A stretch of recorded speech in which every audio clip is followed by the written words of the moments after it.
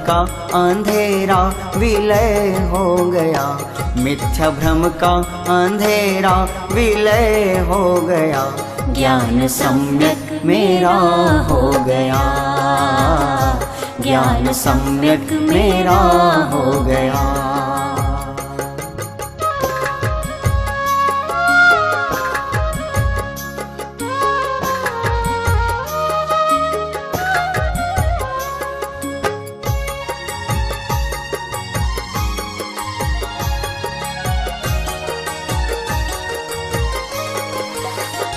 दृष्टि एकांत की ही बनी थी मेरी, और अनेकांत से बेखबर में रहा।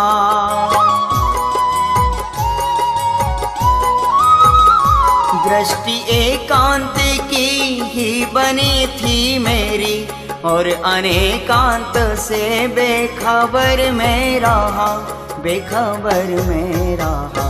साधवादी सहज हो गया, साधवादी सहज हो गया। ज्ञान में ज्ञान का ज्ञान अब हो गया, ज्ञान में ज्ञान का ज्ञान अब हो गया, ज्ञान सम्यक मेरा हो गया, ज्ञान सम्यक मेरा हो गया।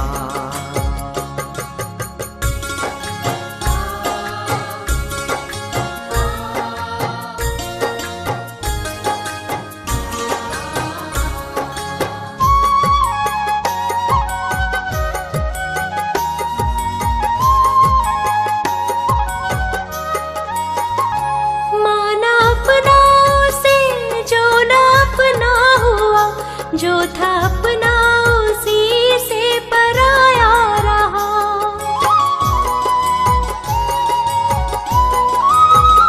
माना अपना उसे जो न अपना हुआ, जो था अपना उसी से पराया रहा, पराया रहा। भेद विज्ञान अब हो गया, भेद विज्ञान भेद की धारा में मैं बह गया, एक भेद की धारा में मैं बह गया, ज्ञान सम्यक मेरा हो गया, ज्ञान सम्यक मेरा हो गया।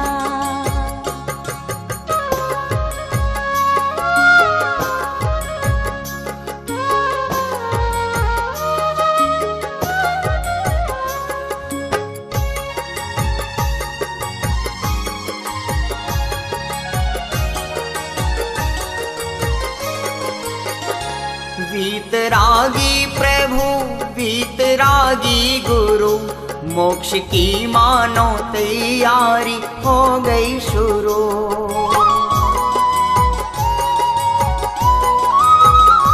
वीतरागी प्रभु वीतरागी गुरु, मोक्ष की मानो तैयारी हो गई शुरू, हो गई शुरू। धन्य नरभव मेरा हो गया, धन्य नरभव मेरा हो गया। राग जाने न जाने कहाँ खो गया, राग जाने न जाने कहाँ खो गया, ज्ञान सम्यक मेरा हो गया, ज्ञान सम्यक मेरा हो गया।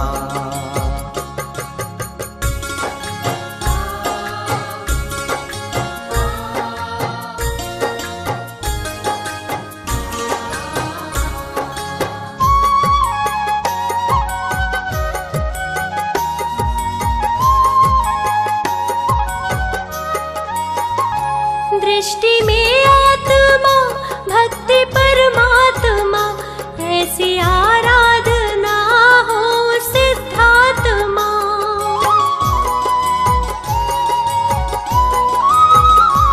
दृष्टि में आत्मा भक्ति परमात्मा, ऐसी आराधना हो सिद्धात्मा, हो सिद्धात्मा।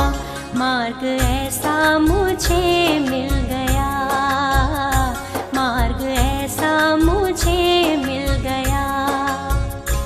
मानो भव के भ्रमण का हरण हो गया, मानो भव के भ्रमण का हरण हो गया। ज्ञान सम्यक मेरा हो गया, ज्ञान सम्यक मेरा हो गया, ज्ञान सम्यक मेरा हो गया, ज्ञान सम्यक मेरा हो गया।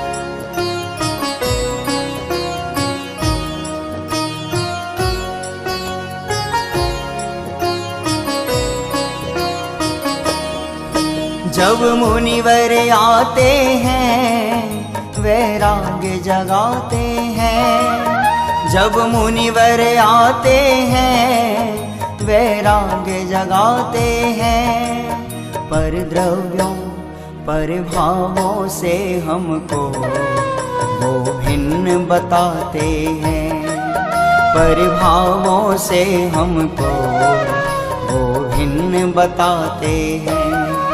जब मुनिवर आते हैं वैराग्य जगाते हैं, जब मुनिवर आते हैं वैराग्य जगाते हैं। पर भावों से हमको वो भिन्न बताते हैं, पर भावों से हमको वो भिन्न बताते हैं।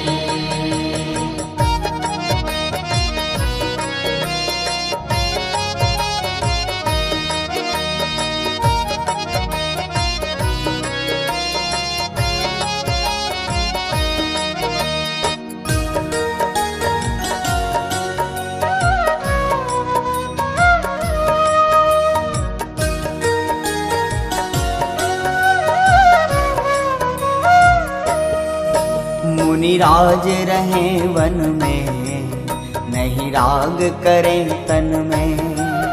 मुनिराज रहें वन में, नहीं राग करें तन में।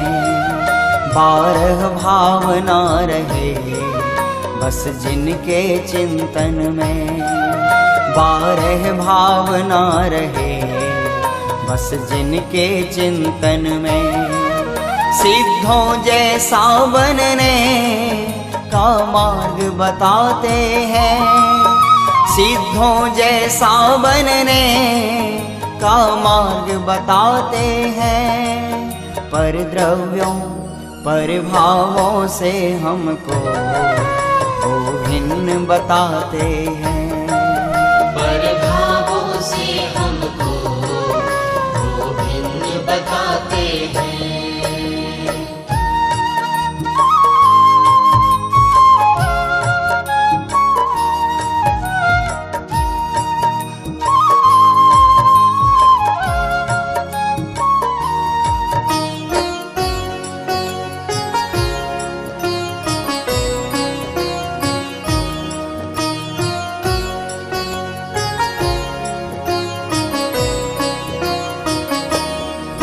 नहीं विषयों की आशा, बोलें हित मित भाषा।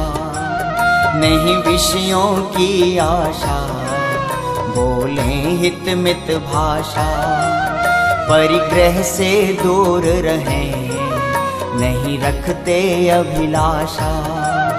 परिग्रह से दूर रहें, नहीं रखते अभिलाषा। समता और शांति का वो पाठ पढ़ाते हैं, समता और शांति का वो पाठ पढ़ाते हैं। पर द्रव्यों पर भावों से हमको वो भिन्न बताते हैं, पर भावों से हमको वो भिन्न बताते हैं।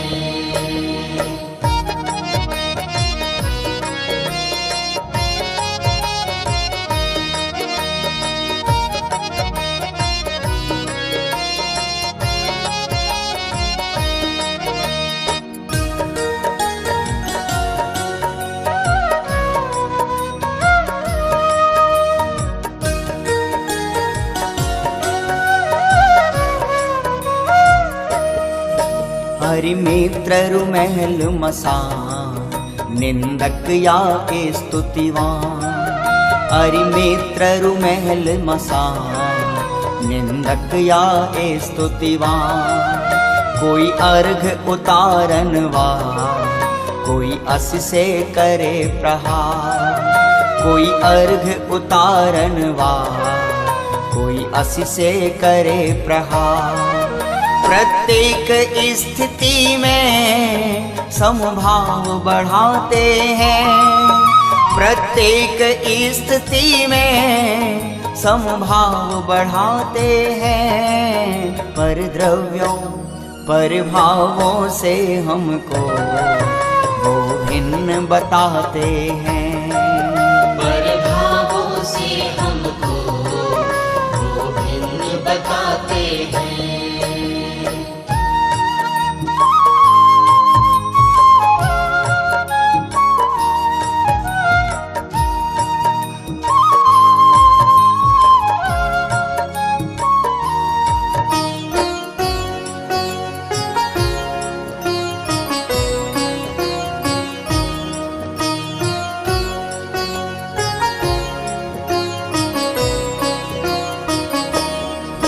कर भव्यों पर करुणा करते श्रुत की रचना। कर भव्यों पर करुणा करते श्रुत की रचना। और अशुभ भाव से वो बस चाहते हैं बचना। और अशुभ भाव से वो बस चाहते हैं बचना। शुद्धोपयोग का ही पुरुषार्थ बढ़ाते हैं। शुद्धोपयोग का ही पुरुषार्थ बढ़ाते हैं। पर द्रव्यों पर भावों से हमको वो भिन्न बताते हैं। पर भावों से हमको वो भिन्न बताते हैं। जब मुनिवर आते हैं वैराग्य जगाते हैं। जब मुनिवर आते हैं वैराग्य जगाते हैं। पर द्रव्यों से हमको वो भिन्न बताते हैं। पर भावों से हमको वो भिन्न बताते हैं। पर भावों से हमको वो भिन्न बताते हैं।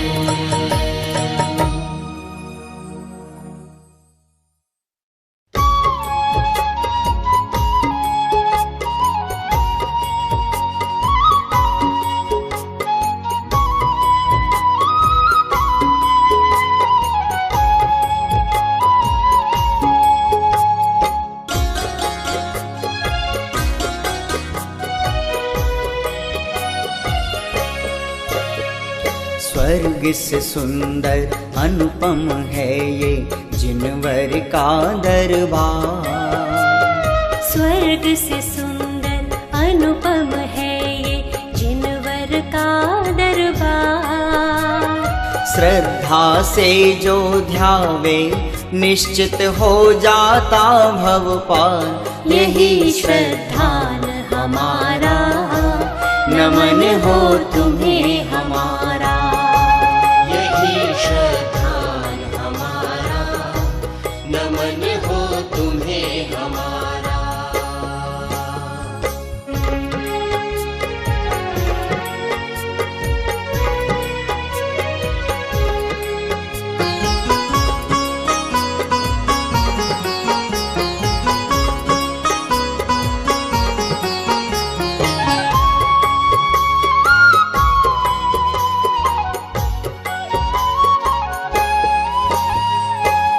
कभी न टूटे श्रद्धा तुम पर भगवान हमारी, कभी न टूटे श्रद्धा तुम पर भगवान हमारी। झुक जाएंगी जीवन में प्रतिकूलता सारी, झुक जाएंगी जीवन में प्रतिकूलता सारी। है विश्वास हमारा एक दिन छूटेगा संसार, यही श्रद्धा हमारा, नमन हो तुम्हें हमारा। यही श्रद्धान हमारा, नमन हो तुम्हें हमारा।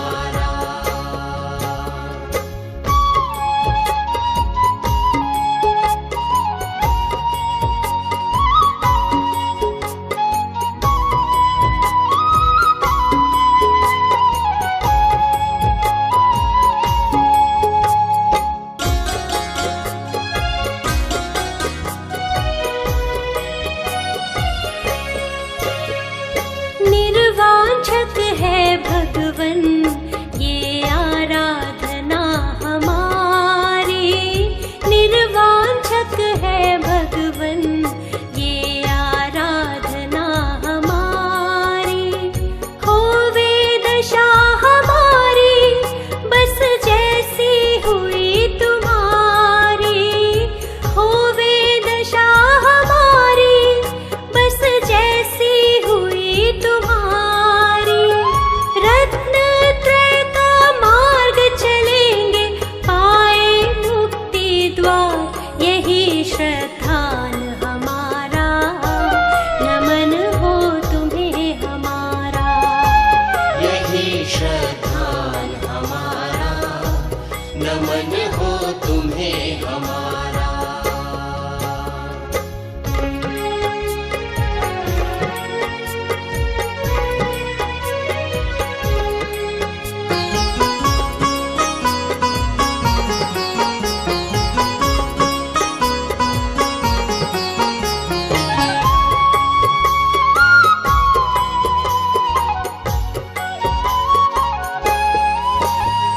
स्याद्वाद वाणी ही भ्रम का अज्ञान मिटाए, स्याद्वाद वाणी ही भ्रम का अज्ञान मिटाए। निज गुण पर आए ही अपना परिवार बताए, निज गुण पर आए ही अपना परिवार बताए। ना भूलेंगे मुनिराजों का ये अनंत उपकार, यही श्रद्धा हमारा, नमन हो तुम्हें हमारा। यही श्रद्धान हमारा, नमन हो तुम्हें हमारा।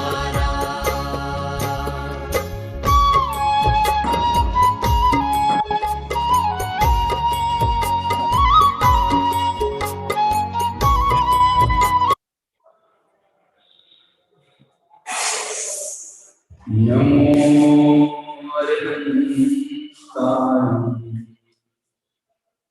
नमो सिद्धाय, नमो आयतीदाय, नमो वज्राय, नमो लोये सवसावूढम्।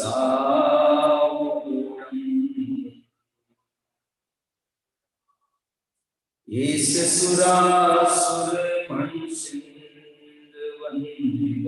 तोदभाति कमलम्, प्रणमामि वर्तमानम् इत्थं धम्मस्य कर्तारम्। सर्वव्यापी चिद्रूप स्वरूपाय परात्मने, शुभलब्धि प्रसिद्धाय ज्ञानानंदात्मनि नमः।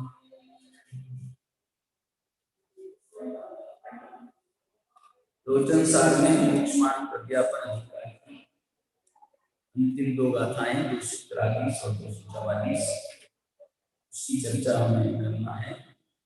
गाथा पाठ करते हैं। मुज्जति वा रज्जति वा दुस्सति वा तव मन्नमासिज यदि समनो मन्नानि वज्जति कम्मीहि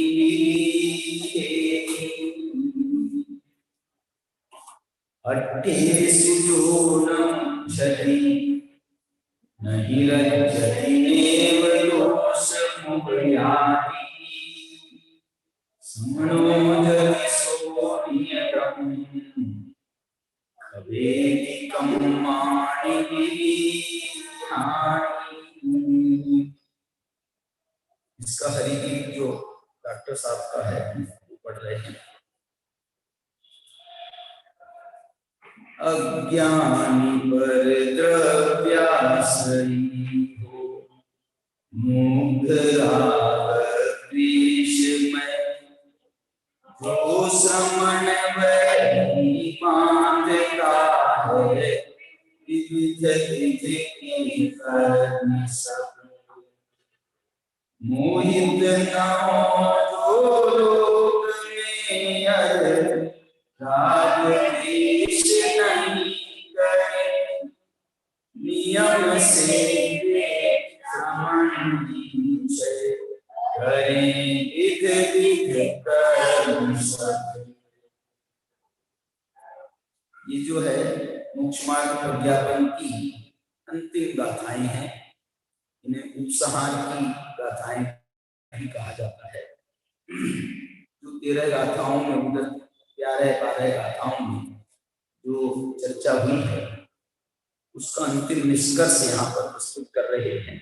देखो ना, भाषा ही उनकी है कि 28 जो नमुज्जति 244 गाथा पढ़ा। जो पदार्थों में मोह नहीं करता, नहीं रज्जति राग नहीं करता, तो नेव दोष आदि न उनसे द्वेष करता है। समनो यदि सो नियदम, यदि ऐसे श्रमण हैं तो खवेदी कम्माणि विहानि, वो विविध प्रकार के जितने भी कर्म हैं उन सब का क्षय करते हैं। ऐसा यहाँ पर 244 गाथा में अंतिम निष्कर्ष दिया हुआ है। और 243 में इससे उलट बात है। और मजेदार बात यह है कि वहां भी श्रमण शब्द का प्रयोग, और एक खास बात देखो दूसरी, वहां श्रमण के साथ में अज्ञानी शब्द का भी प्रयोग 243 में। मैंने वो श्रमण अज्ञानी है, अज्ञानी बद्धति कम्मे ही, और वो विविध प्रकार के कर्मों से बंधता है। नीचे क्या कहा था, खवे की कम्माणी की निहानी, वो विविध प्रकार के कर्मों का क्षय करता है। और ये कह रहे हैं ये बंधति बद्धति।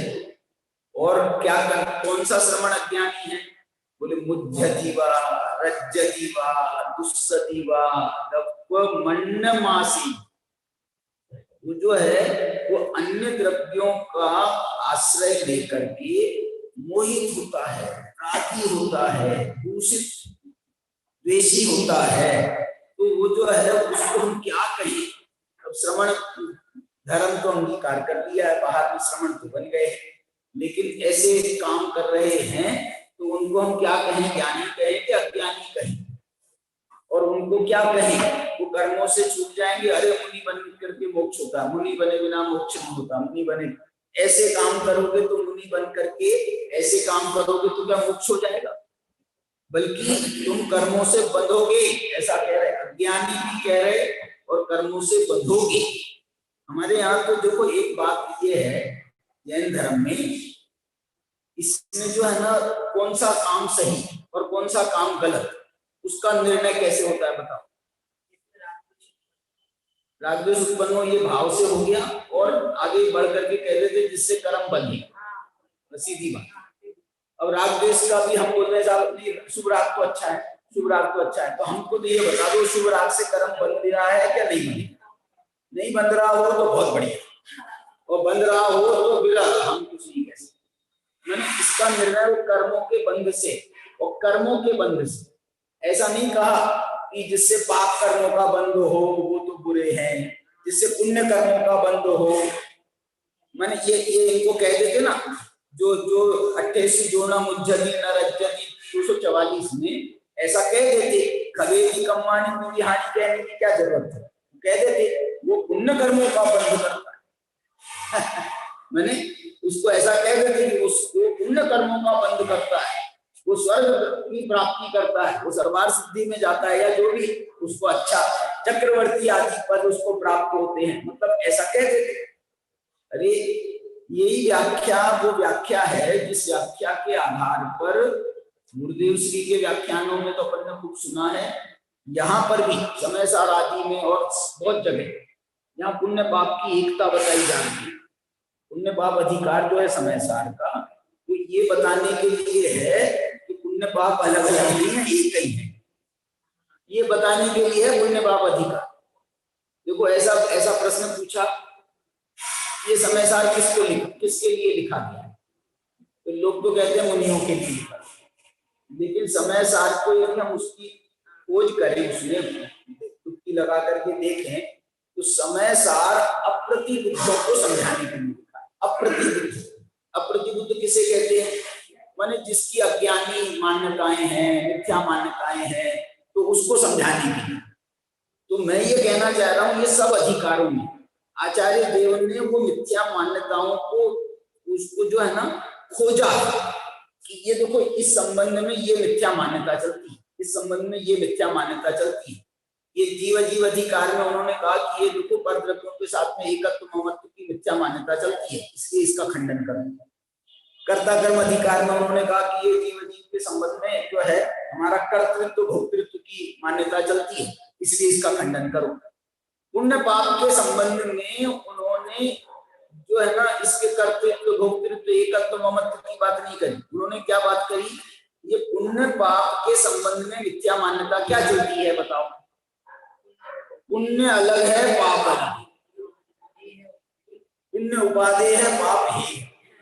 पुण्य करो, पाप छोड़ो, है ना, ऐसी मान्यताएं सामान्य से चलती है लोक में। लोक मालूम क्या कहा जाता है? लोक का एक दूसरा नाम है संसार तो है ही नहीं, मतलब जो है ना जिसमें मिथ्या मान्यताएं भरी पड़ी हो, उसका नाम है लोक। लोक का नाम ही हुआ है। क्यों? क्योंकि जिनकी अच्छी मान्यताएं हो जाती है वो लोग छोड़ के चले जाते हैं। जो सुधर जाते हैं, सम्मत दृष्टि हो जाते हैं, उनको लोक में लोग जो है ना उनको रहने नहीं देते लोक में। और वो तो बेचारे तीर्थंकर आदि जो हैं, वो तो जाते जाते कुछ समझा जाते हैं, मुक्ति का मार्ग बता जाते हैं, जाते जाते समझ गए ना, माने अरहंत बन गए और मोक्ष होना है बस उतनी सी देर की जो बीच की घटना है 13वें गुणस्थान वाली, उसमें वो समझा रहे जाते जाते। और वो समझ लो कि उनका इतना उसके लिए समझाने के लिए बड़ा तीव्र पुण्य चाहिए, नहीं तो दुनिया नहीं समझेगी, नहीं सुनेगी। मैं दूसरे ढंग से ये पुण्य बता रहा हूँ। मैंने उसके लिए हम आप कहें ना ये बात को, तो लोग तो ऐसा उड़ा दे रहे हैं चलो, लेकिन कोई महापुरुष कहे, कोई बड़ा आदमी कहे उस बात को, तो जो है हम ध्यान आकर्षित करते थे। नरेंद्र मोदी की ये बात, अध्यात्म की बात नरेंद्र मोदी का, वो एक उसका नाम बहुत लेते हैं मालूम, एक तिरुवल्लुवर का, नरेंद्र मोदी तिरुवल्लुवर का नाम बहुत लेते हैं। तिरुवल्लुवर क्या है? ये कुंदाचार्य का एक नाम माना जाता है तिरुवल्लुवर, और उनका एक ग्रंथ है, क्या नाम है? कुरल का। हमने गणधर बिठा रखा है क्योंकि अब मैं भूलने लगा हूँ, तो जो है कोई बताने वाला कुरल काव्य नाम का ग्रंथ है और बहुत प्रसिद्ध है। वहां बेंगलोर में या कहां पर, मैसूर में कोई एक गार्डन, कोई वो नहर है, झील है, उसमें कोई 50 फुट की मूर्ति विराजमान है बीच उसमें, लेकिन नग्न मुद्रा में नहीं है। उनने उनको वैसे हिंदू साधु की मुद्रा, वो तिरुवल्लुवर ऐसे मुनि है, ऐसे साधु माने समझ लो कि उस समय के हैं ये, जब कुंद के समय, ये 2000 साल पुराने। तो उस समय के होने से क्या है कि जैनों का भी बड़ा साम्राज्य था उस समय। सारे मुनि उत्तर भारत के दक्षिण में पहुंच गए थे, तो जो है उनने अपने अपने प्रभाव तो छोड़े थे ना उस समय, भद्रबाहु के समय। तो सारे मुनि जो है उनका बहुत, ये जो दक्षिण में, आज आप क्या समझते हो मालूम आप, जैनों की संख्या उत्तर भारत में यदि 20% 25% है, तो 75% जैनों की संख्या दक्षिण में। गांव माने भले ही अज्ञान कितना भी, अज्ञान भले ही कितना भी, लेकिन जो है जैनों की संख्या है। और मैं दूसरा कहना चाहता हूँ, हमारे बुंदेलखंड, हम लोग जो है ना जैनों में बड़े वो माने जाते हैं, हम लोग बड़े अग्रेसिव नहीं है, हम जो है ना ऑफेंसिव मोड में रहते हैं। ऑफेंसिव समझ गए, बुंदेलखंडी, सौदंडी और एक बुंदेलखंडी, तो जो है ना हम तो ऐसे, और वो लोग बड़े शांत रहते हैं। तो वो जो है ना उसका वो पता नहीं चलने देते कि हमारे अंदर में तो थोड़ा सा धर्म की जो आती है प्रभाव ना, तो हम कैसे दिखावा करते हैं। वहां पर वो दिखावे वाला काम नहीं, मतलब मैं ये जो है जो भी है उसका मैं मूल्यांकन करने की कोशिश कर रहा हूँ, बड़े शांत परिणामों से अपना काम कर। अब जितना समझ में आ रहा है नहीं आ रहा है वो अलग बात है, लेकिन जो है वो काम ऐसा है। तो वो जो है क्यों काम ऐसा करते हैं मालूम?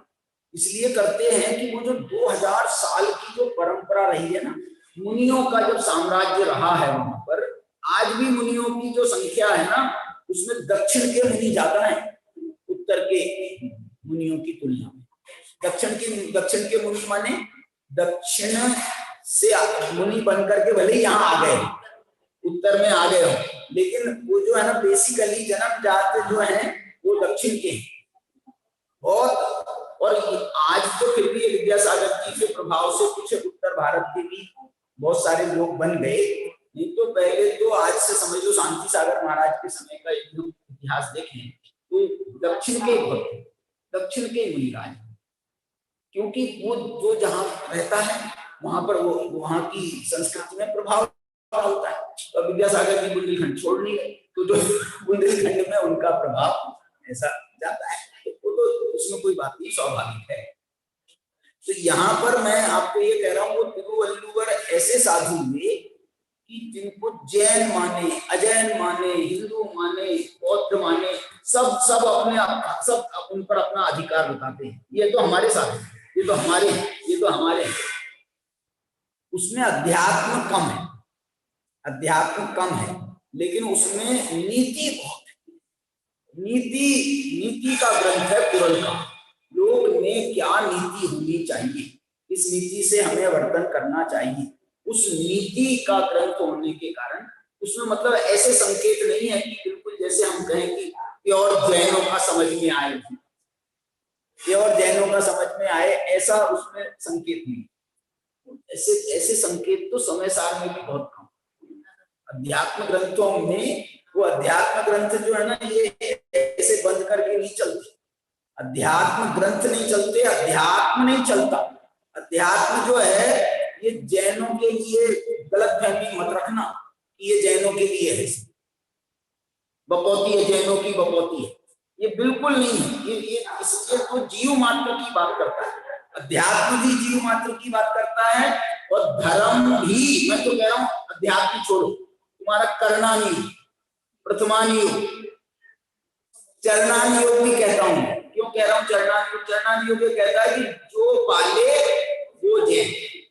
चरणानी योग ये नहीं कहता कि जैन जो है वो श्रावक है। जो श्रावकाचार का पालन करें वो जैन है। तुम जैन बन करके चले जाओ ठेके पर, तो जो है तुम जैन कहलाने के अधिकारी हो, भले नेता बन जाओ, समाज के अध्यक्ष बन जाओ, तो भी जो है वो जैन कहलाने के अधिकारी नहीं है। इसलिए जो है समाज में ये इस टाइप की जो चेतना है वो चेतना भी बहुत इसका एक अपना अलग प्रभाव। मैं क्या बता रहा था आपको, चरणान योग। कर्णान योग आप पूछो, कर्णान योग में जैन होने का अधिकार किसको है बताओ? कर्णान योग से जैन होने का अधिकार किसको है? नारकी को है क्या? नहीं, नारकी को जैन होने का अधिकार नहीं। असंख्यात सम्यक दृष्टि है वहां नरक में, एक एक नरक में असंख्यात सम्यक दृष्टि। तो वो जैन नहीं कहलाओ, उनको जैन नहीं कहोगे? नहीं नहीं नहीं नहीं, उनका कोई जैन हो घर में जन्म नहीं हुआ, हम नहीं जैन मानेंगे। देवताओं में बताओ, देवताओं में हर एक स्वर्ग में असंख्यात देवता जो हैं वो सम्यक दृष्टि जैन है। बोलो तुम्हारी ठीक है सिर्फ जैनों में नहीं, चने पानी की बात नहीं है, हम कह रहे हैं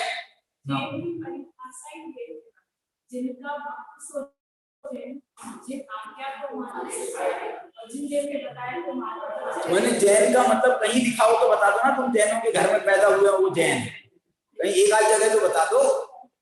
लेकिन समाज में यही चल रहा है, समाज में यही चल रहा है। कई लोग मेरे से फोन आता है ना, पूछते हैं, और ये इसने पीएचडी करी है वो चरणान योग पर, तो इससे तो बहुत पूछते हैं कि साहब हमको जैन बनाना है, जैन बनना है। वो हमारे यहाँ मंदिर में आते हैं, बहुत साल से आ रहे हैं, तो उनको हम जैन माने क्या नहीं माने, पूजा करने का उनको अधिकार दें क्या नहीं दें, अभिषेक का उनको अधिकार दें क्या नहीं। वो दारूला आकर के पूजा करके जाएगा, वो दारूला आकर के पूजा अभिषेक करके जाएगा, भगवान को छू करके जाएगा। और ये जो जिसने नियम ले रखा है, भले उस घर में पैदा हुआ बेचारा, लेकिन जिसने नियम ले रखा है, हम बोलेंगे ना तुमने क्या कर दो, तुमने क्या कर दो, तुमने क्या, हमारा मंदिर भ्रष्ट होगा, नहलाओ धुलाओ मंदिर को। तो ये जो है ना, ये सोच अच्छी नहीं है। लेकिन अब समाज क्या करे, कैसे चले समाज की भी तो अपनी एक प्रॉब्लम है, कैसे चले। मैंने वो ठीक है समाज इसलिए समाज व्यवस्था एक अलग चीज, हम तो धर्म व्यवस्था से चल रहे हैं, और हम जो है उसके समाज व्यवस्था के जानकार होने का भी दम्भ नहीं करते। हमको तो जो थोड़ा बहुत जो है शास्त्र व्यवस्था क्या है, धर्म व्यवस्था क्या है, उसकी बात करें तो करें बस। चलिए, मैं तो ये कह रहा हूँ, ये जो है बहुत इतना, इसकी जो उत्थानिका है इन दो गाथाओं की, उत्थानिका क्या कह रही मालूम? अथ अनैकाग्रस्य मोक्ष मार्गत्वम विघट्य। देखो तुम लोग तो संस्कृत वाले हो। अथ अनैकाग्रस्य, जो अनेकाग्र है, अनेकाग्रता को प्राप्त है, अनेकाग्रस्य मैंने इसको शायद इसका वो कर दिया ना, मैंने संज्ञाकरण, अनेकाग्र व्यक्ति, अनेकाग्रस्य मोक्ष मार्गत्वम विघटयति, उसका मोक्ष मार्गत्व विघटयति, घटाते, माइनस कर दो उनके मोक्ष मार्गत्व को मोक्ष मार्गत्व को माइनस क्यों कर दो? क्योंकि ये जो गाथा है 243 गाथा की उत्थानिका है, तो ये 243 गाथा में भी उन्होंने कहा ना कि सो श्रमणो अन्नानी, वो श्रमण अज्ञानी है, मैंने उसका मोक्ष मार्गत्व माइनस कर दिया। तुम अब श्रमण कहलाओ तो कहलाओ, लेकिन ज्ञानी कहलाने के अधिकारी को नहीं। हम ज्ञानी तो नहीं माने। अब श्रमण तो ये बाहर के लिंग से चलता है, बोलना चालना जो है लिंग से चलता है। कहेंगे हम तुम्हारे को, कहा ना कुंड कुंड कह रहे बेचारे, उनको कुंड कुंड भी श्रमण कह रहे, कुंड कुंड भी उनको श्रमण कह रहे और बाद में अज्ञानी भी कह रहे। अरे श्रमण कोई अज्ञानी होते हैं क्या? मेरे को नहीं मालूम भैया, मैंने तो कुंद का पढ़ा था, वो 243 गाथा प्रवचन था कि श्रमण अज्ञानी होते हैं क्या? उन्होंने लिखा एक गैप नहीं है, सो श्रमणो अन्नानी, वह श्रमण अज्ञानी है। और इतने भाई संतोष नहीं हुआ कुंदाचार्य को, तो कह रहे हैं बज्जति कम में ही है, वो अनेक प्रकार के कर्मों से बंध।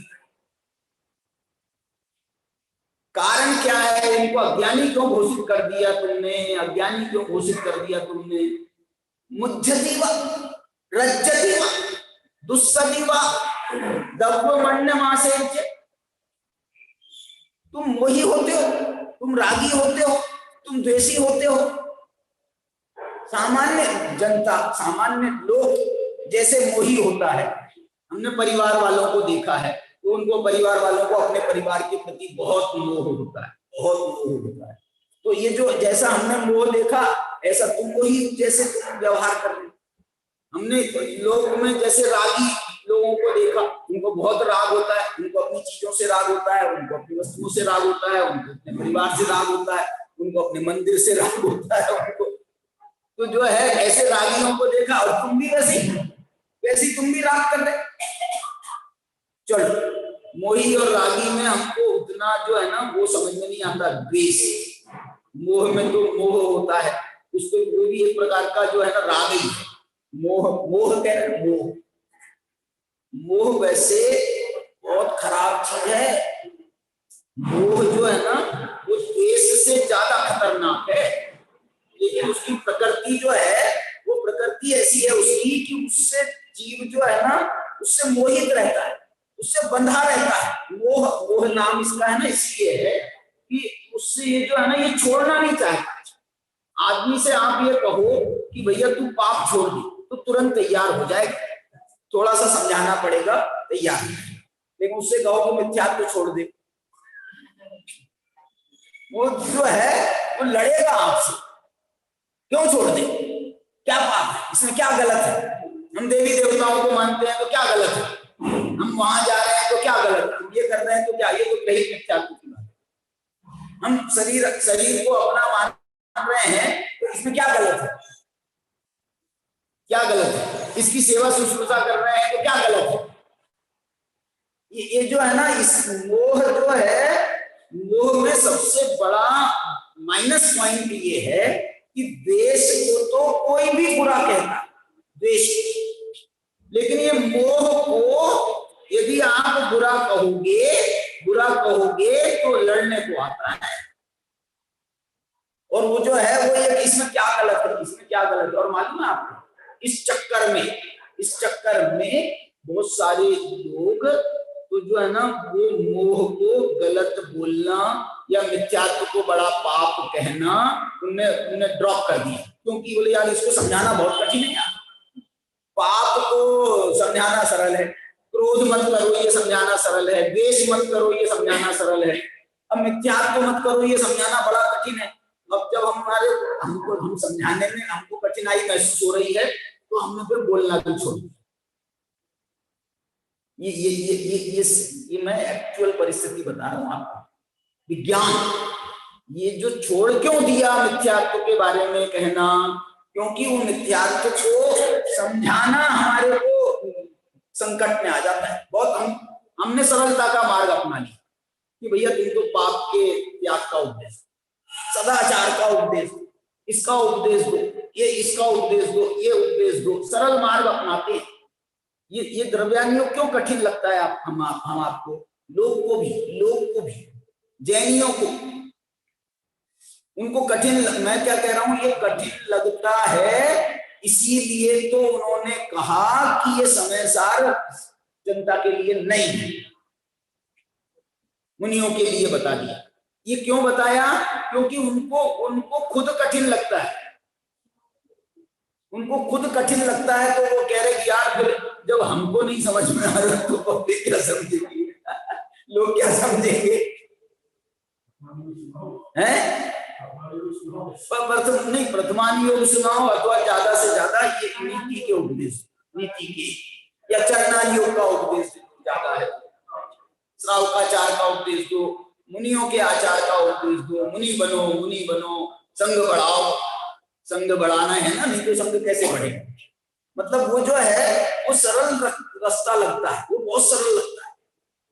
देखो दो कारण, एक तो मिथ्यात्व का जो है लॉजिक समझ में नहीं आता कि मिथ्यात्व क्यों गलत है, उसका लॉजिक समझ में नहीं आता।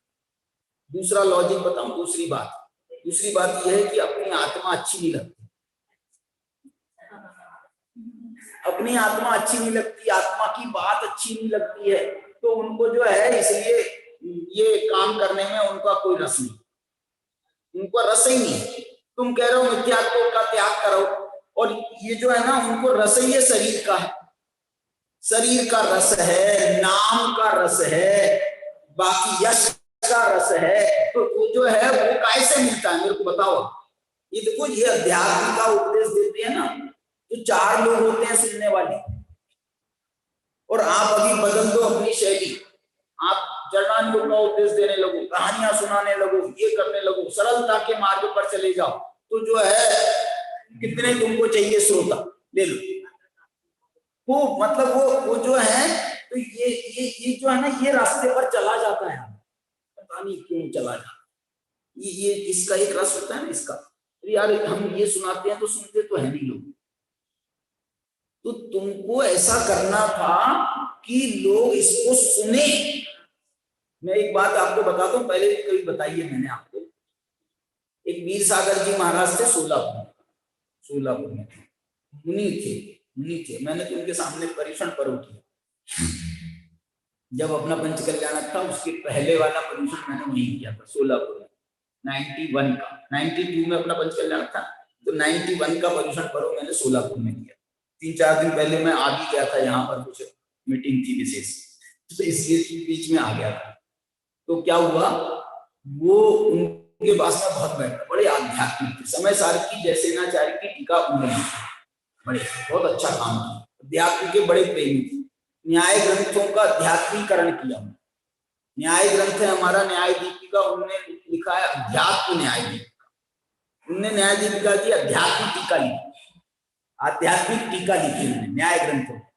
ऐसी अष्टसहस्त्री है तो अध्यात्म अष्टसहस्त्री, ऐसे उनने जो है उसके प्रयोग किए, क्योंकि उनने समय सार में ये जो अपन पढ़ रहे थे ना, ये हम समय सार वहां रात को परिचर्चा में चल रहा है, तो वो युक्तियां आ रही है। तो ये जो है ना समय सार में भी कितना न्याय शास्त्र का प्रयोग है, ये उसमें समझ में आ रहा है। तो उन्होंने वो देख करके उनके मन हुआ, तो उन्होंने उस पर जो है न्याय ग्रंथों पर समय सार का न्यायीकरण और न्याय ग्रंथों का अध्यात्मीकरण, ये प्रयोग है। तो उन्होंने ये किया। तो जब हम उनसे बैठ करके चर्चा करते थे, तो और बहुत सारी बात मेरी आत्मानुभूति कराई थी उन्होंने। अब मैं वो नहीं सुना रहा, मैं दूसरी बात सुना रहा हूँ। तो वो क्या बोले, बोलते बोले मेरे को ये अध्यात्म का जो रस है ना, अध्यात्म की बात है, अध्यात्म का रस है, विद्यासागर जी को लगाना है। ये बोला उन्होंने, ये बोला, और बोला नहीं, बोले मैंने तो ये जो है ना इसका प्रयोग, इसका कोशिश करी कि मैं विद्यासागर जी से मिलूं, व्यक्तिगत रूप से उनके पास बैठूं, तो उनको ये बात बताऊं। मतलब महाराज इसकी आपको क्यों जरूरत महसूस हो रही है? इसकी जरूरत है, उनका प्रभाव बहुत है। तो बोले उनका प्रभाव बहुत है, तो यदि वो अध्यात्म की बात कहेंगे तो लोगों को जो है लोग मानेंगे। ये मैंने उद्देश्य उनका सिर्फ इतना था। और बोले इसके लिए बोले मैं जो है ना किस्मत को दोष दूं या समाज हमको नहीं मिलाना चाहती थी, तो जो है मैं अपने यहाँ से निकला। वो कुंथलगिरी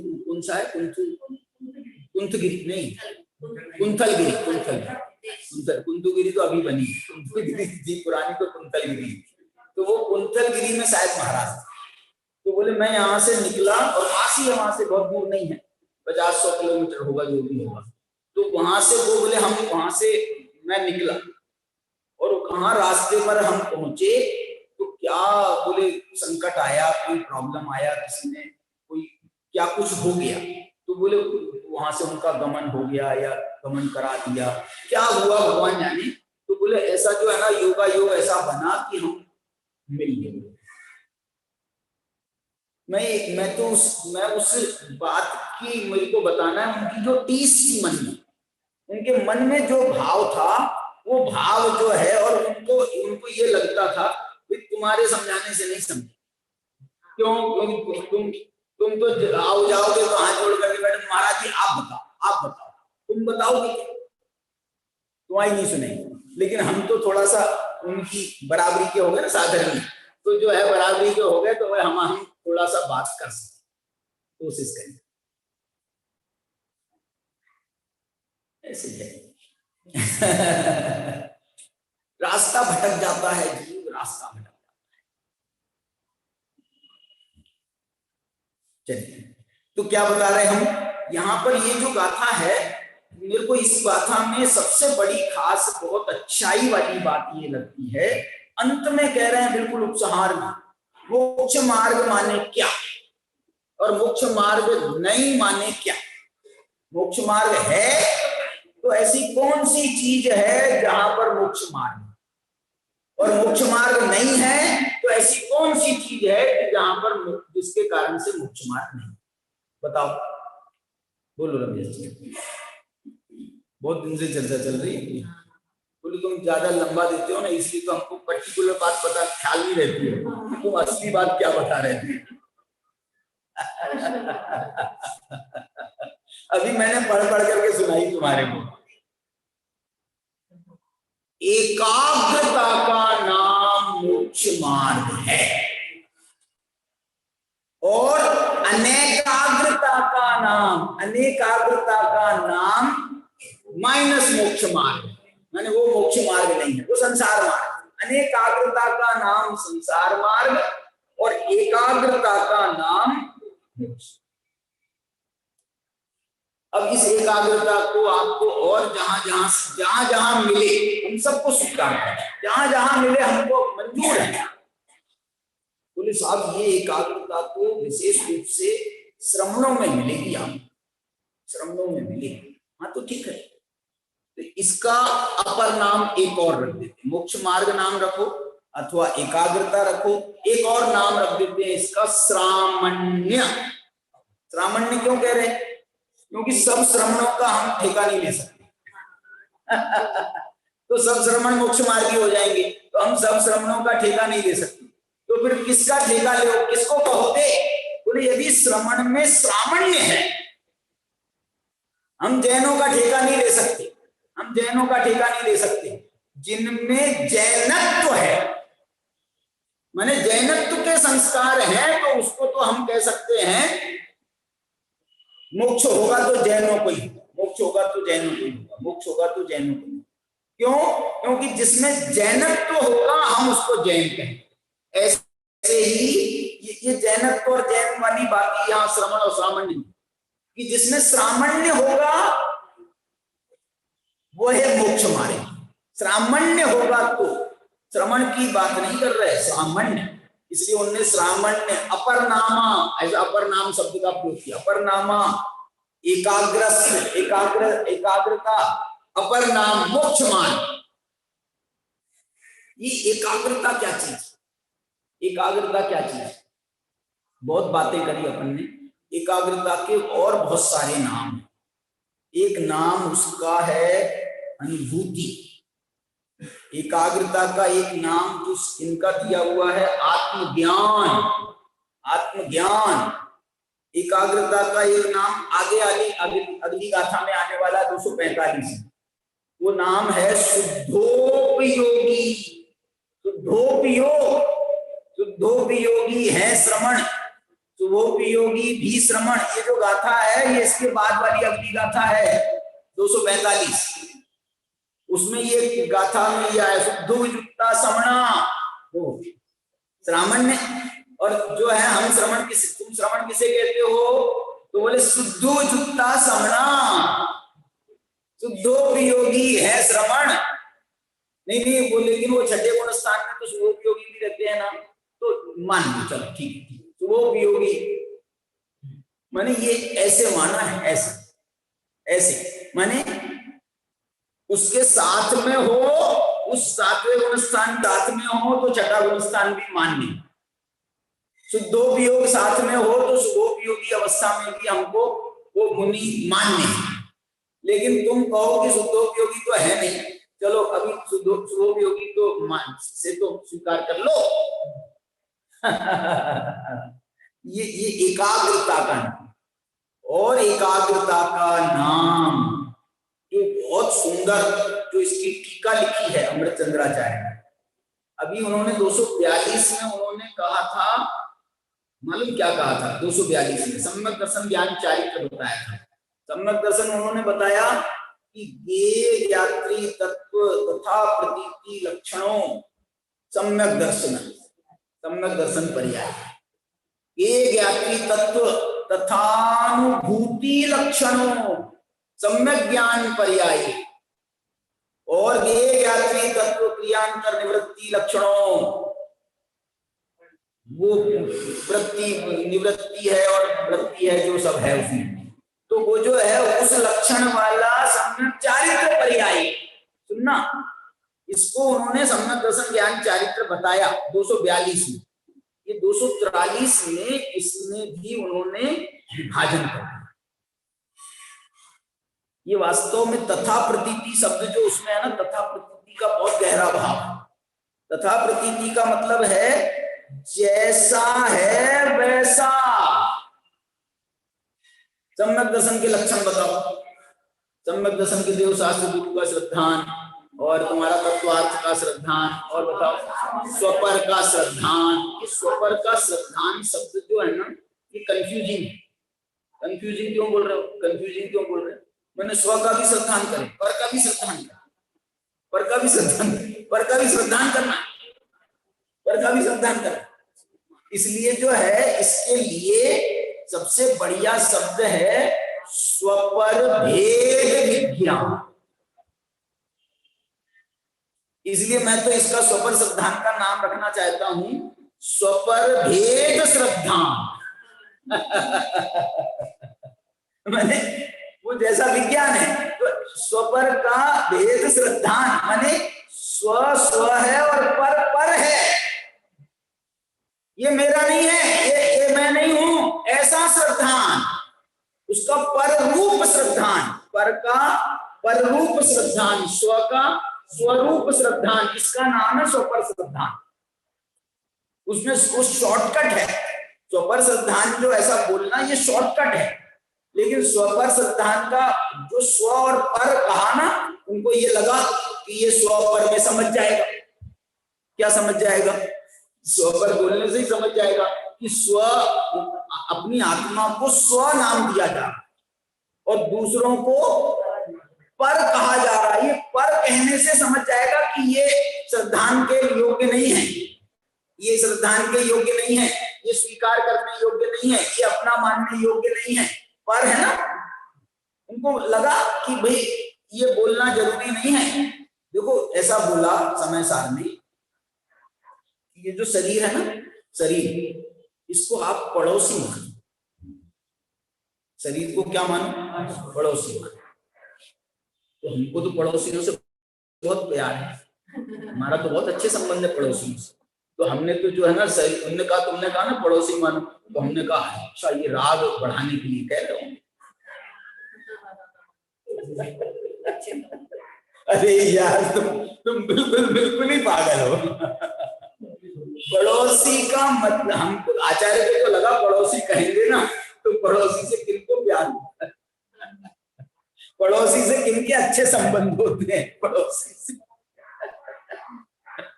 हर आए दिन जो है ना कोई बात पर कुत्ता होता रहता है। उनने कचरा फेंका, वो हमारे द्वार पर।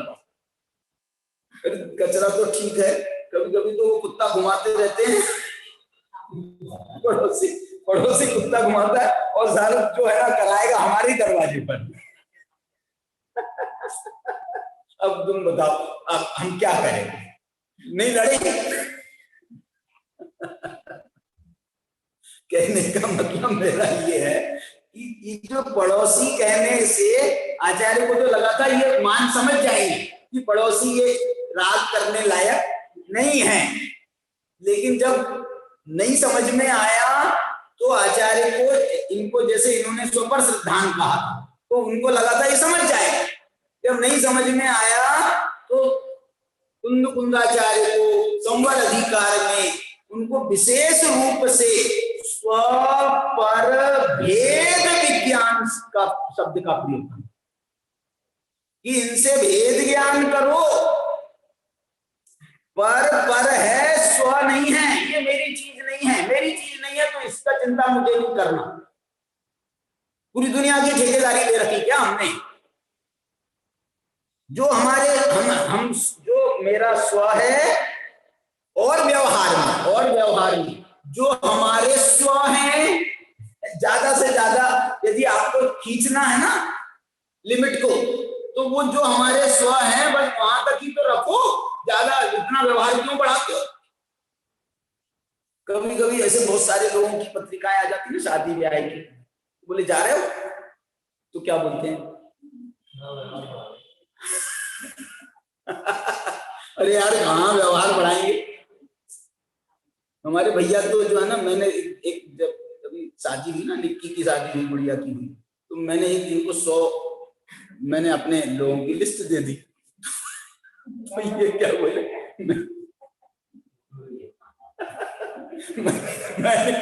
बोले क्यों? बोले मेरे को व्यवहार नहीं बढ़ाना, बोले मैं अकेला आदमी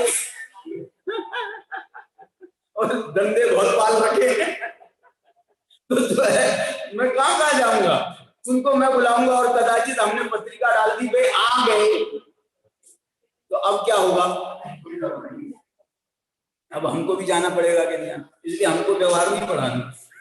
इनने बहुत मुंह फट होके कहा था उस दिन, मेरे को खराब लगा था, अच्छा नहीं लगा, लेकिन ठीक है भैया तुम्हारी बात है, तुम जैसा उचित समझो। बोले तू लड़के की शादी हो तो तू दे देना सबको, तू 100 नहीं 1000 बांटना, मेरे को नहीं व्यवहार बढ़ाता। ये जो मैं ये कह रहा हूं, ये स्वपर भेद विज्ञान, ये शब्द जो है बड़ा मार्के का है, बड़ा रहस्य है, बहुत रहस्य। मैंने इसको, इस स्वपर भेद विज्ञान को आप निश्चय से समझो तो कहना ही क्या, व्यवहार से भी समझो तो भी आप जो है ना बहुत बच जाओ, नहीं तो नरेश जी जैसे हो जाओगे। पत्रिका किसी की नहीं आए ना इनके यहाँ, ये ऊपर के फोन लगाते, तुम्हारी यार पत्रिका नहीं आई अभी तक के। मैंने सुना कि तुम्हारे यहाँ शादी होने वाली, ये ऊपर के फोन करते हैं उसको, पत्रिका भेज। दो उदाहरण मिल गए मेरे को।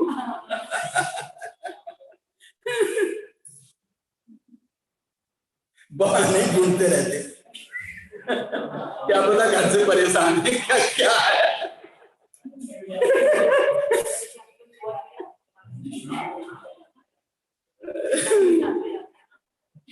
चलो अब ये मेरी क्लास लगाएंगे बाद में नीचे उतर। सुनो, ये जो है ना, मैं ये कह रहा हूं, एकाग्रता का बहुत सुंदर अर्थ इन्होंने टीका में लिखा, बहुत सुंदर अर्थ एकाग्रता। देखो कैसा अर्थ लिखा। एक का अर्थ जो अभी अपन ने 2 दिन चर्चा करी थी ना, एक माने आत्मा कहाँ होता है, एक माने आत्मा कहाँ होता है, एक माने तो एक होता है। एकाग्र चिंता निरोधो ध्यानम, इसलिए आगम शैली ने एकाग्रता का अर्थ वहां पर एक पर ध्यान केंद्रित करो, बस एक पर, यहाँ वहां मत भटको, बस एक पर ध्यान केंद्रित करो तो आपको वो चीज समझ में आ जाएगी। तो वो जो है ना, वो एकाग्रता का अर्थ जो है आगम शैली ने वो भी किया, लेकिन अध्यात्म शैली कहती है कि एक माने सिर्फ आत्मा होता, और एक माने, और मालूम आत्मा तो होता ही है, और एक खास बात होती है। बोलो क्या खास बात होती है? मेरी आत्मा भी है और एक खास बात है, मेरी आत्मा तो है लेकिन मेरी आत्मा में भी अनंत गुण है, मेरी आत्मा में भी अनंत गुण है। तो एकाग्रता कह रही है कि उसकी भी अनेकता पर दृष्टि नहीं लगाना, अनंत गुणों पर दृष्टि नहीं लगाना, अनंत गुणात्मक एक अभेद अखंड सत्ता वो मैं हूं, ऐसा अभेद करना, एक परद्रव्यों से भिन्न भी है और अपने अनंत गुणों का भेद भी उसमें नहीं है, ऐसा एक है। ये दोनों काम कर दिए उसने, एक ने दोनों काम कर दिए, पर से भी भिन्न कर दिया और अपने अनंत गुणों का भी भेद कल्पना निरपेक्ष अभेद स्थापित। अहम अयम आत्मा, अक्षुण्णम अनंतम। देखो दो दो दो बार उन्होंने अनंत शब्द का प्रयोग किया, दो बार अनंत शब्द का प्रयोग। एक तो अनादि अनंत और एक अक्षुण्ण अनंत। अक्षुण्ण अनंत में और अनादि अनंत में क्या अंतर है कि वहां पर तो अनादि अनंत तो कालवाचक है, कालवाचक है अनादि अनंत, और ये जो अक्षुण्ण अनंत है ये अनंत गुण है, लेकिन उनसे भी मैं अक्षुण्ण रहता हूं, अखंड रहता हूं। मेरे अनंत गुण भी मेरे में अखंड है। अनंत गुणों का मैं ऐसा खंड खंड खंड करके ऐसे खंड नहीं बने, खंड नहीं बने। हमारे घर में 10 सदस्य हैं, तो ये 10 सदस्यों के लिए ये घर कैसा है, सबके लिए अक्षुण्ण है क्या नहीं, सबके लिए बराबर आवाजाही है क्या नहीं।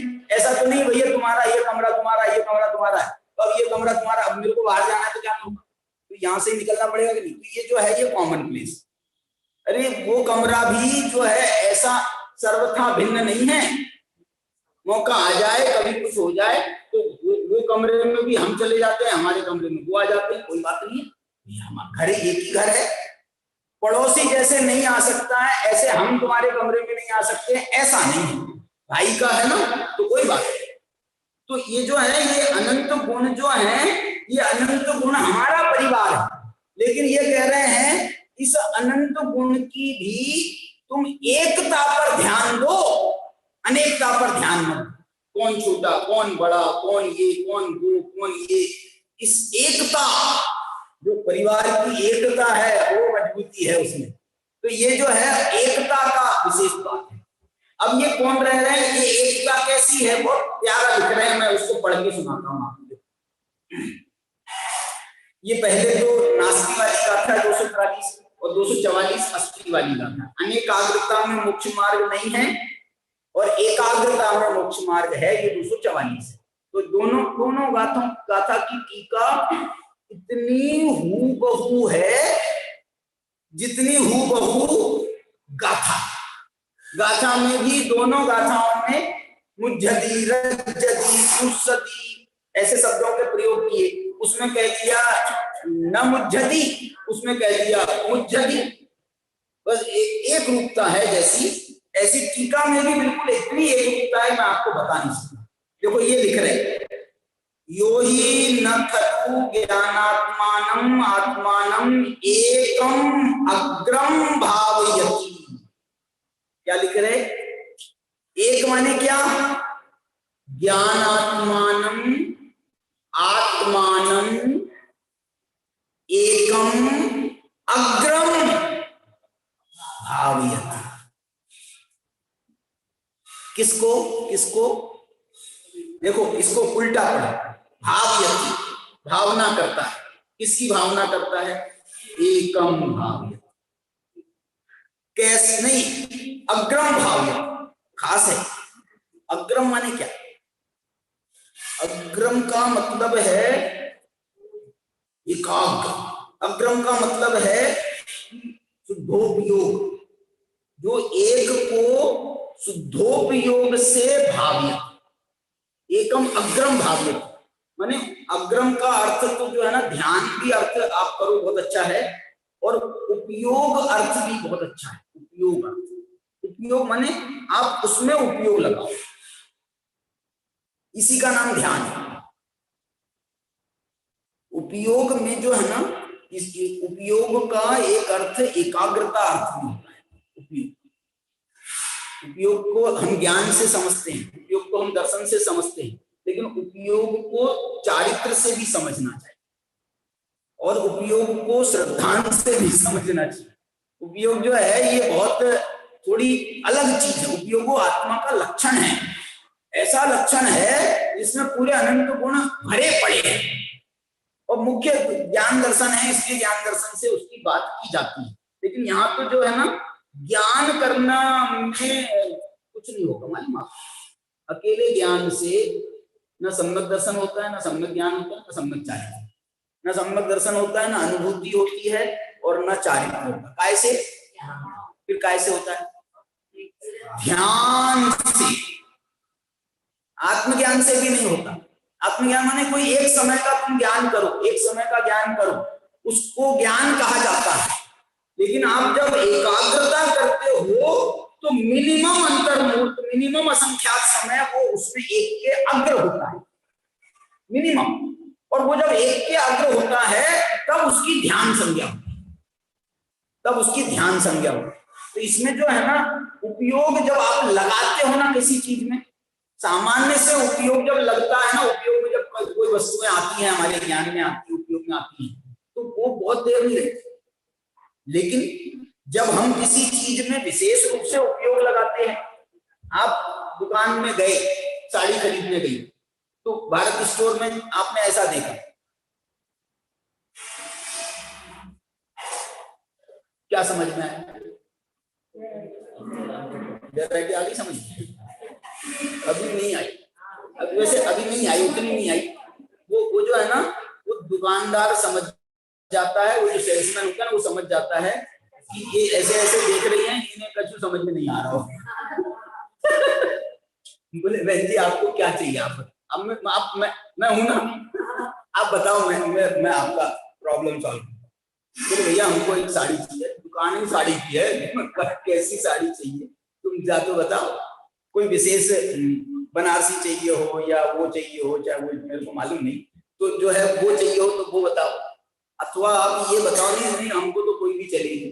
तो फिर वो पूछता है रेंज बताओ, रेंज।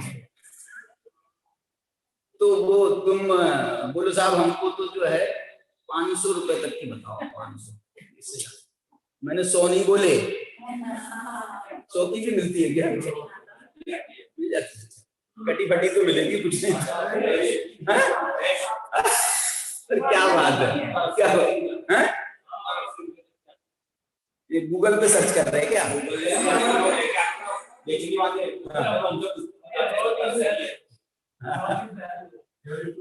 मैं कह रहा हूँ साड़ी है 5 मीटर की, 70-80 रुपए की, मैं 20 रुपए मीटर, 20 रुपए की नहीं हुआ, 15 रुपए मीटर। चलो कोई बात नहीं, मैं ये कह रहा हूं, सुनो मजेदार बात, तुमने कहा ना 500 रुपए की, और ऐसे देख रही थी, तो वो उसने कहा इधर तो देखना ही नहीं, इधर तो देखना ही नहीं। बोले क्यों इधर नहीं देखना? यार सब 5000 के ऊपर वाली है। नहीं तो तुमको चाहिए 500 की और पसंद आ रही है बाप, इधर तो देख नहीं। बोले ऐसे बात की जाती है क्या ग्राहक से? ऐसे बात की जाती है, तो अब कैसे करूं तुम बता दो। ये बताना मैं चाह रहा हूं कि एकाग्रता, ये देखना अब जो है मैं आपको एकाग्रता पर ला, जैसे ऐसे देख रहे थे ना, तो इसमें एकाग्रता नहीं बन रही। अब उसने तुमको यहाँ से हटा दिया और यहाँ पर केंद्रित किया, तो कुछ तो एकाग्र किया ना उसने, कुछ। फिर उसने कहा और आपको जो विशेष चाहिए हो आप ये खंड देखो, ये वाला। फिर देखो हमारा जब बात होती है ना, तो हमको फिर पसंद आने वाली बात है ना, उसमें भी पसंद आती है। हाँ भैया वो ऊपर से 4थे नंबर की निकाल, अच्छा, और वो एक वो वाली भी निकाल, अच्छा, और वो 4 उसने खोल दी, हमको एक पसंद आ गई, बोला चलो भैया ठीक है काम। मतलब ये जो है एकाग्र, देखो क्या बोल रहा हूं मैं, ये एकाग्रता हुई तो ये खरीदी हो गई, ये परचेस हो गई। नहीं तो तुम ऐसे, वो एक महिला गई तो उसके बाद में उसने सेल्समैन ने बोला हाँ बोलिए बहन जी, तो दुकानदार बोलता है रहने दे। बोले क्यों? इनका चौथा चक्कर है, टाइम पास करने आती है ये, तुमसे खुलवा लेंगी और इनको बाद में तो हमको मालूम है, इसलिए तुम रहने दे। मैंने काम नहीं होता, एकाग्रता उससे काम बनता है, ये मार्ग जो है सिद्ध होता है। अनेकाग्रम मोक्ष मार्गम विघटयति, और एकाग्र्यम मोक्ष मार्गम अवधार्यन, ऐसा लिखा अवधार्यन, वो अवधारित करता है। अवधारित करना माने निश्चित, अवधारण करना माने निश्चित करना। तो वो जो है वो कह रहा है एकाग्रता है तो इनका मोक्ष मार्ग को निश्चित करो, निश्चित करो, डिक्लेयर करो, इनको अच्छे नंबर दो, इनको मोक्ष मार्ग तो इनका अवधारित करो। ये बहुत बढ़िया, बहुत बढ़िया ऐसा। और इनको फेल करो, इनको फेल डिक्लेयर करो, अनेक आज्ञा। देखो, और मैं कह रहा हूं इसके पीछे जा रहे थे अपन, भाव्यति अग्रम एकम। किसके अग्र होना? एक के अग्र होना। वो एक कौन है? देखो बताओ जल्दी से देख के। आत्मानम एकम अग्रम भाव्यति। अब और बहुत अच्छा लिखा है भैया, हमारे समझ में नहीं। आत्मा माने क्या? आत्मा माने क्या? तो ज्ञानात्मानम आत्मानम। क्या लिखा? ज्ञानात्मानम आत्मानम एकम अग्रम भावयति। सो देखो, और न लिखा है, न माने क्योंकि पहली गाथा का है ना, तो जो ज्ञानात्मानम आत्मानम एकम अग्रम न भावयति, जो उसकी भावना नहीं करता है, सो अवश्यम गेभूतम द्रव्यम अन्यत आसीदति। वो जो एक अपनी आत्मा जिसको अच्छी नहीं लगती है ना, समझ लेना ये कहीं और फंसा हुआ है। समझ लेना कि ये कहीं और फंसा हुआ है। और एक दूसरी बात कह रहा हूं, ये ज्ञान आत्मा को तो कह रहे ज्ञान आत्मा, और गे को क्या कह रहे? गे भूतम द्रव्यम अन्य। गे को कह रहे अन्य, माने जो उनने वहां पर गे ज्ञात्री तत्व तथा प्रतीति लक्षण सम्यक दर्शन कहा था, वहां पर भेद ज्ञान हो गया इस गाथा में कि गे और ज्ञान दोनों का सिद्धांत करना था। वहां गे और ज्ञान दोनों का सिद्धांत का नाम सम्यक दर्शन था। बोले नहीं, ज्ञानात्मानम एकम अग्रम भावयति और गे भूतम द्रव्यम अन्यद। देखो एक बहुत और अच्छा शब्द दे रहा हूं। ज्ञानात्मक आत्मा को तो उन्होंने आत्मा कहा और गे भूत को द्रव्य कहा। आत्मा द्रव्य नहीं है, नहीं बोले आत्मा तो आत्मा है। और जो बाकी के द्रव्य है ना, वो द्रव्य, उनको द्रव्य कह रहे। बाकी को द्रव्य अनेक है ना, अनंत है द्रव्य। तो आत्मा को ऐसा नाम नहीं देना चाहते हैं जो कॉमन हो जाए, जो कॉमन हो जाए, मिक्स हो जाए, एक माने मतलब नहीं हुआ। तुम भी द्रव्य और हम भी द्रव्य, नहीं, हमारी कोई स्पेशल कैटेगरी होना है। तो कैटेगरी क्या है हमारी? द्रव्य है, यद्यपि मनाई की है द्रव्य, सामान्य रूप से द्रव्य की मनाई की है, लेकिन इसकी कैटेगरी बनाई जाएगी तो ये स्वद्रव्य है, वो पर द्रव्य है, ऐसा कहेंगे। अथवा ये आत्मा है और वो द्रव्य है, वो सामान्य द्रव्य है। मालूम आपको 6 द्रव्यों का जो विवेचन है तत्वार्थ सूत्र में, कौन से अधिकार में? पांचवा अधिकार काय का? अजीव अधिकार। अजीव अधिकार माने क्या हुआ? 6 द्रव्य अजीब हैं। क्यों? यही टोन है, यही टोन है।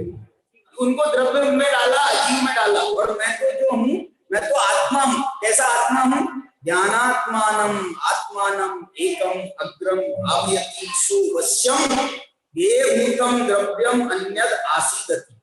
और तद आसाध्य, वो ये भूत अन्य द्रव्यों में वो जो है उसकी बुद्धि जाती है, और उसको ग्रहण करके ज्ञानात्मानम ज्ञानात्मात्म ज्ञानात्, देखो ज्ञानात्मक आत्मज्ञान से भ्रष्ट होता है स्वयं अज्ञानी भूतो, स्वयं अज्ञानी होता है, होता हुआ मुह्यति मोहित होता है।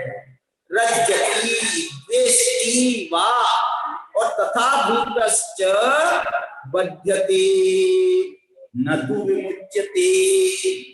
अतः अनेकाग्रस्य न मोक्ष मार्गत्वं सिद्धे, अनेकाग्रता में मोक्ष मार्ग की सिद्धि नहीं। अब ये जो टीका पढ़ी है मैंने 3 लाइन की, बिल्कुल सेम टू सेम टीका वो जो है एकाग्रता के लिए कही है, बस थोड़ा सा आपको अंतर करना पड़ेगा, कुछ शब्द न यहाँ का वहां करना पड़ेगा। उसके मोक्ष मार्ग तो नहीं होता है कहा था, अब यहाँ पर कहेंगे तो न हटा देना। तो जो अपनी ज्ञानात्मक आत्मा को एकाग्रम भावयति सो वश्यम ये भूतम अन्य द्रव्यम न मुह्यति न रज्यते न द्वेष्टि और न बध्यते।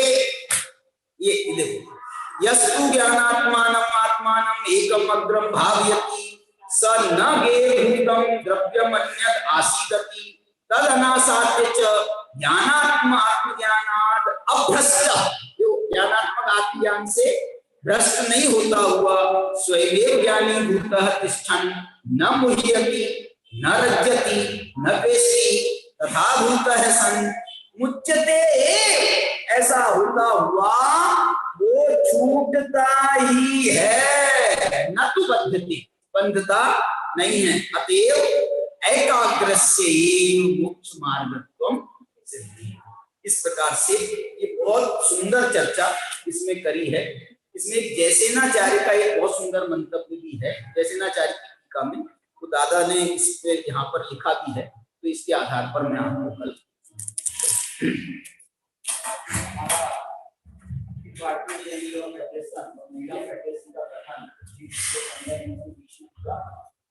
शपथ विधि का कार्यक्रम होगा।